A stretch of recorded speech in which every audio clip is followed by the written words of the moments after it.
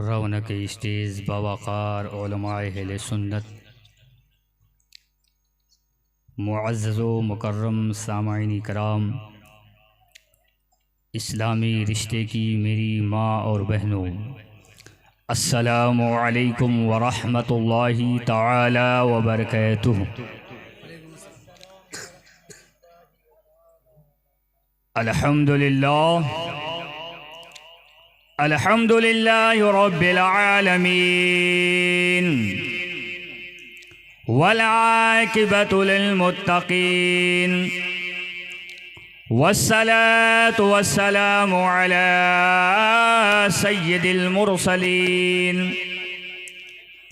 व अला आलिहि व अस्हाबिहि अजमईन। अम्मा बाद फ़क़द तबारक व तआला फ़िल क़ुरआनिल मजीद वल फ़ुरक़ानिल हमीद। फ़अऊज़ु बिल्लाहि मिनश शैतानिर रजीम। बिस्मिल्लाहिर रहमानिर रहीम। क़द जाअकुम मिनल्लाहि नूरुन व किताबुम मुबीन। सदक़ल्लाहु मौलानाल अज़ीम व बल्लगना रसूलुहुन नबियुल अमीनुल मतीनुल मुईनुल करीम व नहनु अला ज़ालिका लमिनश शाहिदीन वश्शाकिरीन वल्हम्दुलिल्लाहि रब्बिल आलमीन। अल्लाह की सरताबा कदम शान है ये, बेशक। सुभान अल्लाह, सुभान अल्लाह। अल्लाह की सरताबा कदम शान है ये, इंसान ही इंसान वो इंसान है ये। और कुरान तो ईमान बताता है इन्हें, और ईमान ये कहता है मेरी जान है ये। और तेरी नस्ल पाक में है बच्चा बच्चा नूर का, तेरी नस्ल पाक में है बच्चा बच्चा नूर का। तू है आईने नूर, तेरा सब घराना नूर का। सुभान अल्लाह, सुभान अल्लाह। अज़ीज़ान मुहतरम, आइए कुछ सुनने और सुनाने से कब्ल आक़ाए नामदार, मदीने के ताजदार, दोनों आलम के मालिक व मुख्तार जनाब अहमद मुज्तबा मुहम्मद मुस्तफ़ा सल्लल्लाहु ताला अला नबीना अलैहि सलातो व तस्लीम की बारगाह में अपनी अपनी ग़ुलामी का सबूत दीजिए। बावाज़े बुलंद दुरूद शरीफ पढ़िए। अल्लाहुम्मा सल्ली अला सय्यिदना हबीबना व शफ़ीइना व तबीबा क़ुलूबिना मौलाना मुहम्मदिन बारिक व सल्लिम अलैहि सलातम व सलामन अलैका या रसूल अल्लाह या नबी अल्लाह या हबीब अल्लाह अलैका सलातो व सलाम। थोड़ी देर के लिए आपकी मोहब्बत के हवाले, इसके बाद इंशाअल्लाह जिनका आपको ख़िताब सुनना है, शहंशाह ख़िताबत बुलबुल नेपाल हज़रत अल्लामा मौलाना मुफ्ती लियाक़त अली साहब क़िबला का आपको बेहतरीन ख़िताब समाअत करना है। मैं एक बात पूछूंगा, आगे से पीछे तक, दाएं से बाएं तक, आप लोग जलसे में आए हैं? जलसे में नहीं आए हैं, जलसे में आए हैं। बोलो, जलसे में आए हैं तो कुछ लेने आए हैं कि सिर्फ खाली यहाँ ऐसे चले आए हैं? भाई कुछ लेने आए ना? बोलो, मांगूंगा नहीं, कुछ चंदा करने नहीं आए हैं जो आप समझे कि चंदा मांगने लगेंगे। अच्छा ये बताओ, नमाज कितने लोगों ने इशा की अदा की?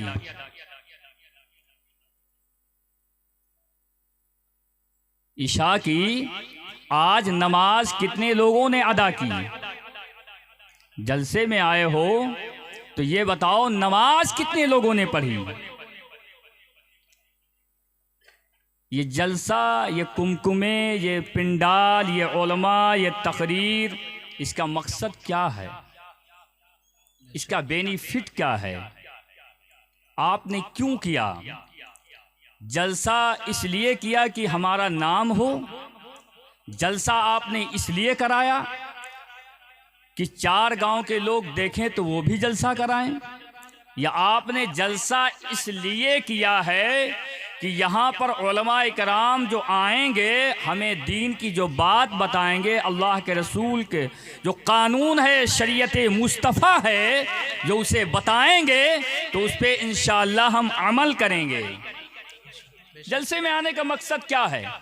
आप क्यों आए हैं? इशा की नमाज आपने छोड़ दी, रात भर जलसा सुनेंगे, फजर की भी कज़ा। इस जलसे का मकसद तो फौत हो गया, इस प्रोग्राम का मकसद तो फौत हो गया। जब नमाज ही नहीं पढ़ी और जिसका हम कलमा पढ़ते हैं, जिस नबी को हम मानते हैं, जिस नबी के हम गुन गाते हैं, जिस नबी को या अय्युहल मुज़म्मिल कहते हैं, जिस नबी को या अय्युहल मुद्दस्सिर कहते हैं, जिस नबी को यासीन और तोहा कहते हैं, जिस नबी को या रसूल अल्लाह कह के पुकारते हैं, जिस नबी को या हबीब अल्लाह कह के पुकारते हैं, जिस नबी का हम कलमा पढ़ते हैं, जिस नबी के हम गुन गाते हैं, जहां देखो नबी का हम चर्चा करते हैं, मगर कहता ये तो बताओ नबी की जो तालीमात है, तालीमात रसूलुल्लाह है, अल्लाह के रसूल ने हमें जो करके दिखाया है, अल्लाह के रसूल ने जो ताइफ के मैदान में पत्थरों की बारिश को देखा है, पत्थर बरसाए गए हैं, कुफ्फारे मक्का ने आप पे जो जुल्म सितम किया है, उसके बावजूद भी आपने उन्हें दुआओं से नवाजा है। किस लिए? इसी नमाज को कायम करने के लिए, इसी नमाज को कायम किया है ताकि हमारी उम्मत ये नमाज पढ़ेगी, खुदा को याद करेगी, नमाज पढ़ेगी, अपने गुनाहों की तलाफी के लिए रब की बारगाह में जाएगी और कहेगी ऐ मौला मैं गुनहगार था, सियाकार था, बदकार था, मौला मैं तेरी बारगाह में आया हूँ, कोई शेर तेरे सिवा नहीं है जिसकी बारगाह में चला जाऊँ। मौला गुनहगार हो गया था, सियाकार हो गया था, दिन भर गुनाह किए थे, मौला अब तेरी बारगाह में आया हूँ, ऐ मालिक को मौला सर्व सुजूद हो गया हूँ, मौला मेरे गुनाहों को माफ फरमा दे। मैंने जो दिन में गुनाह किए थे, रात की तारीकी में जो गुनाह किए थे, मौला माफ फरमा दे। अगर तू सच्चे अकीदे के साथ रब की बारगाह में सर्व सुजूद हो जाएगा, मेरा ईमान और अकीदा है अल्लाह तबारक व तआला तेरे गुनाहों को माफ फरमा देगा।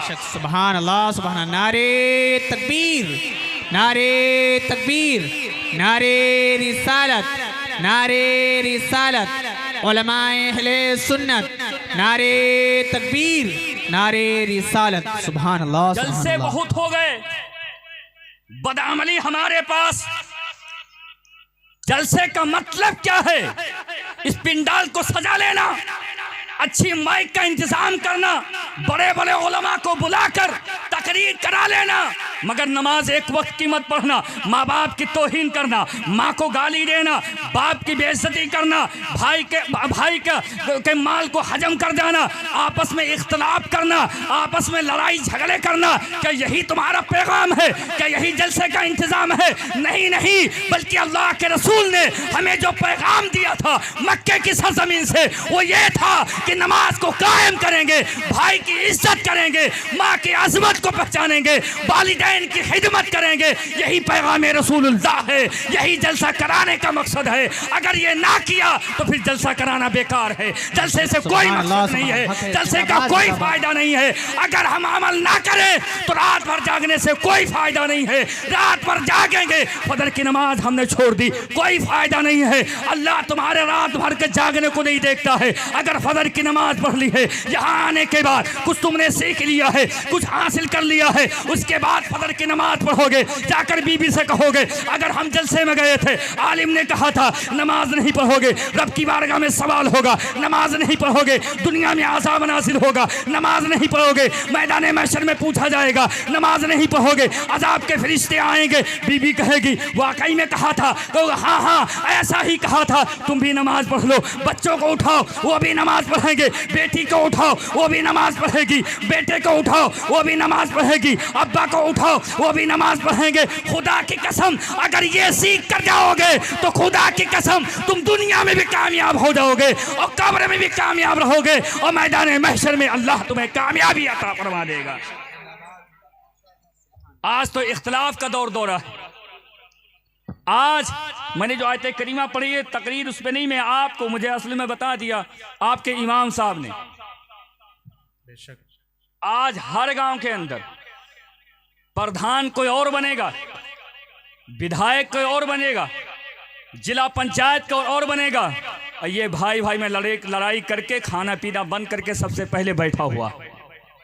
जब मरने के बाद ना विधायक आएगा, न मरने के बाद जिला पंचायत आएगा, और हो सकता है प्रधान भी ना आए कि हमारे खिलाफ पार्टी का है या हमसे दूर गांव में रहता है। हमें यार जिंदगी कितने देर की है, अभी हम जिंदा हैं मगर भरोसा नहीं हम अपने गांव तक पहुंचेंगे कि नहीं पहुंचेंगे। सुबह का सवेरा नमूदार होगा, हमें देखने को मिलेगा कि नहीं मिलेगा। तो फिर घमंड किस बात का, तकब्बुर किस बात का? इस प्रॉपर्टी पे तकब्बुर है, अपनी जात पे तकब्बुर है, अपने माल पे तकब्बुर है। अरे नादान, अगर करना है तो मोहब्बत को आम करो, अगर करना है तो इख्तिलाफ को खत्म करो, मोहब्बतें पैदा करो। अल्लाह तबारक व तआला दोनों जहान में कामयाबी अता फरमाएगा। सुभान अल्लाह, सुभान अल्लाह, जिंदाबाद जिंदाबाद, सुभान अल्लाह। हर घर में इख्तिलाफ, भाई भाई में इख्तिलाफ, क्या यही तालीमात रसूलुल्लाह है? अल्लाह के रसूल सल्लल्लाहु ताला अलैहि वसल्लम ने मक्का की सरजमीन से और मदीने तैयबा की सरजमीन से हमें जो पैगाम दिया था वो पैगाम यही था, अपने बाप की अजमत को पहचान लो। अगर बाप को तुमने पहचान लिया, बाप जन्नत का दरवाज़ा है, माँ की ताज़ीम करो, माँ के कदमों को चूम लो। अल्लाह के रसूल ने फरमाया अल जन्नतु तहत अक़दाम उम्महातिकुम, जन्नत माँ के कदमों के नीचे है। और तू जन्नत तलाश कर रहा है, पीर साहब के हाथ चूमने में तू जन्नत तलाश कर रहा है, एक आलिम के हाथ चूमने में, और माँ को गालियां दे रहा है, माँ को घर से निकाल रहा है, माँ को खाना नहीं दे रहा है। अरे जन्नत चाहिए तो हकीकत में जन्नत माँ के कदम के नीचे है। अरे सुबह सवेरे उठकर पहले बाप के हाथ को चूम लेना, फिर माँ के कदमों को चूम लेना। अल्लाह तबारक व तआला तुझे दुनिया में ही जन्नत अता फरमा देगा। जिंदाबाद जिंदाबाद। क्या कर रहे हैं? सुभान अल्लाह, सुभान अल्लाह। तकरीर में बहुत बड़ा मौलाना नहीं हूँ, तकरीर नहीं बोलता हूँ, बस दिल के जो जज्बात हैं उसी को मैं आपके सामने रख रहा हूँ। बोलो हकीकत है कि नहीं है? अरे बोलो हाथ उठाकर। जलसे में आए कुछ बगैर टोपी के चले आए, मोबाइल जेब के अंदर 20,000 का होगा, 25,000 का आईफोन रखेगा, टोपी 10 रुपए की नहीं मिलेगी। यही तालीमात रसूलुल्लाह। क्या जवाब दोगे? अरे कब्र के अंदर जाना है कि नहीं जाना है? सबको जाना है, सबको मरना है, सब एक दिन कब्र के अंदर होंगे। अंधेरी कब्र होगी, ना बाप होगा, ना बेटी होगी, ना माँ होगी, ना रिश्तेदार होंगे, ना मामू होंगे, ना खाला होगी, ना फूफी होगी, कोई नहीं होगा। हम होंगे, हमारे आमाल हमारे साथ में होंगे। अब क्या लेकर जाओगे? कौन से अमल तुमने अच्छे किए हैं? तुम यहाँ दुनिया में एक दूसरे की गीबत करते हो, आपस में इख्तलाफ पैदा करते हो और सोच रहे हो हमने बड़ा अच्छा काम कर दिया है। एक भाई को दूसरे भाई से लड़वा दिया, एक रिश्तेदार को दूसरे रिश्तेदार से लड़वा दिया, समझ रहा मैंने बड़ा अच्छा काम कर दिया। ऐ नादान, तुझे पता है कि ये क्या है? इख्तिलाफ करोगे तो इख्तिलाफ मौत है और इत्तिहाद जिंदगी है। इसलिए इत्तिहाद के साथ रहो, दुनिया की कोई ताकत तुम्हें हरा नहीं सकती है। इसलिए जहां लोग इत्तिहाद से रहते हैं उस कौम से लोग डरते हैं। आज हमें दरमियान इख्तिलाफ हो गया, हमने तालीमात रसूलुल्लाह को छोड़ दिया। आज टोपी हमारे पास नहीं है, नमाज़ें हमारे पास नहीं है, अमल हमारे पास नहीं है। इसलिए दूसरे कौम हमारे आज नजरें उठा के देखती हैं, हमें बुरा भला कहती हैं। याद रखना, जब तक हम उनके गुलाम थे, जब तक हम उनके गुलाम थे, खल्क के पेशवा रहे, उनसे फिरे तो जहां आई कमी वकार में। बेशक, सुभान अल्लाह, सुभान अल्लाह। जब तक हम अल्लाह के रसूल सल्लल्लाहु अलैहि वसल्लम की तालीमात रसूलुल्लाह पे हम अमल करते थे। बेशक। एक मतबा हज़रत आयशा सिद्दीक़ा रज़ियल्लाहु ताला अन्हा, जो इख्तिलाफ गांव के अंदर आप करते हैं ना, कोई नतीजा नहीं है, मर जाएंगे। जो लोग इख्तिलाफ किए वही कल तुमको बुराई से याद करेंगे, गाली देंगे कि बहुत अच्छा हुआ चला गया, लोगों में इख्तिलाफ करता था, लड़ाइयाँ लगवाता था, बहुत अच्छा हुआ मर गया तो बहुत अच्छा हुआ। हज़रत आयशा सिद्दीक़ा रज़ियल्लाहु ताला अन्हा से अल्लाह के रसूल ने इरशाद फरमाया, आयशा तुम क्या मांगना चाहती हो? आज जो मांगोगी मैं तुम्हें अता कर दूंगा। बोलिए, बोलो सुभान अल्लाह, सुभान अल्लाह। जो मांगोगी अता कर दूंगा। हज़रत आयशा सोचने लगी क्या मांगूं? मैं क्या मांगूं? कहा या रसूल अल्लाह, क्या मैं अपने वालिद से जाकर पूछ लूं? अल्लाह के रसूल ने कहा जाओ पूछ आओ जाके। दौड़ती दौड़ती पहुंची हज़रत सैयदना अबू बकर सिद्दीक़ रज़ी अल्लाह ताला अन्हु की बारगाह में। कहा ए वालिद गिरामी, आज अल्लाह के रसूल ने कहा ए आयशा क्या मांगती हो? जो मांगोगी मैं तुम्हें अता कर दूंगा।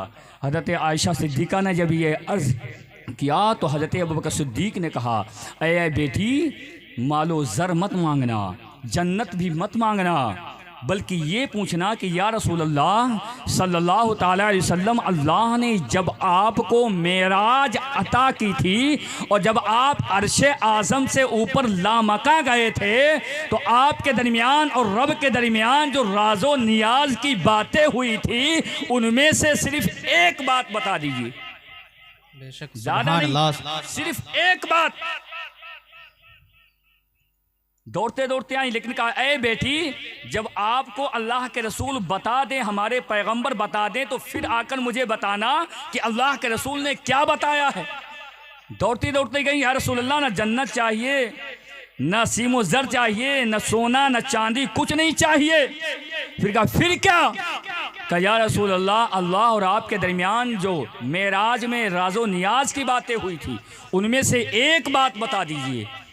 अल्लाह के रसूल ने कहा आयशा, ये तो मेरे और रब के दरमियान राज़ो नियाज की बात थी, लेकिन वादा किया है, अल्लाह ने मुझे मालिको मुख्तार बनाकर भेजा है, मैं मालिको मुख्तार हूँ, अल्लाह ने मालिक बनाया है। अब एक बात यहीं से समझ में आ गई कि अल्लाह के रसूल ने जो ये कहा, ऐ आयशा जो मांगना चाहती हो वो मांग लो, इससे ये समझ में आता है इंसान से अगर कोई चीज़ मांगने जाओ तो उसके घर में जो होगा वही देगा, उसके अलावा वो नहीं दे सकता है। अगर गाड़ी है तो गाड़ी देगा, फॉर्च्यूनर नहीं है तो ये नहीं कह सकता है कि मैं उसे दे सकता हूँ, क्योंकि उसको वो मालिक नहीं है, उसके घर में वो चीज़ मौजूद नहीं है, वो इस चीज़ का मालिक नहीं है।